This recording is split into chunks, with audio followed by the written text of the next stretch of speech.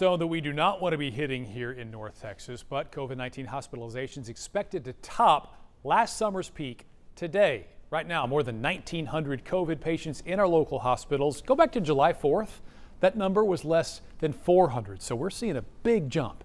And we're also seeing a concerning trend among kids. Doctors say they are treating 45 COVID-19 pediatric patients. That's 3 times higher than it was a month ago. Nationally, nearly 72,000 new pediatric cases were reported last week. That is an 84% jump from the week prior. Kids and teens represent about 19% of reported COVID-19 cases. So that idea that kids don't get it, we're challenging that. Experts say the number of hospitalizations, though, still remains low. Of course, all this is happening as more and more students are getting ready to go back to school next week. And now health and safety guidelines are constantly changing. Ariel Placencia joins us live at Gaston Middle School in Dallas ISD. And Ariel, I know a lot of parents are in the same position my wife and I have been, just trying to figure out how things are going to look this fall. You've got changing guidelines, spiking numbers, no mask mandates among schools, and no virtual learning options for most ISDs as well. It's a tough position to be in. Of course, Mark, and that's everything you just talked about. That's a lot to sort through and to make all those important decisions about. Here's the other problem. You're running out of time to make those decisions because for a lot of schools, the first day back is right around the corner. For example, here at WH Gaston Middle, they go back to school on Monday. Now, we've been talking to parents across different school districts here in North Texas. Listen to some of the concerns that they're sharing with us. They're not doing everything that they can to limit the spread, within the school. I don't think it's fair to my daughter or the other children that are out there to not have these protection policies for them.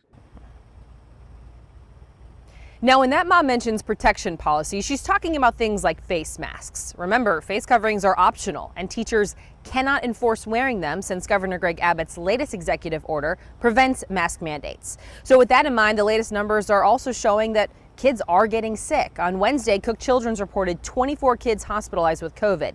That number was 16 on Monday. The average positivity rate over the last week, that's 11.3%. And 2 months ago on June 2nd, it was 1%.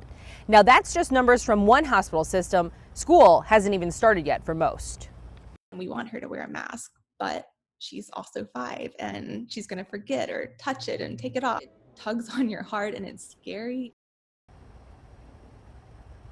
Now, we are expecting the TEA to release new guidelines on COVID-19 when it comes to schools. We'll certainly be looking out for that. In the meantime, remember, the state did not pass funding for virtual learning, but we are seeing some school districts offer this as an option. Frisco ISD parents, you have until 11:59 p.m. tonight to make that decision. And just a reminder, it only applies to this option for elementary through 6th graders. Mark. Okay, Ariel, thank you for that update.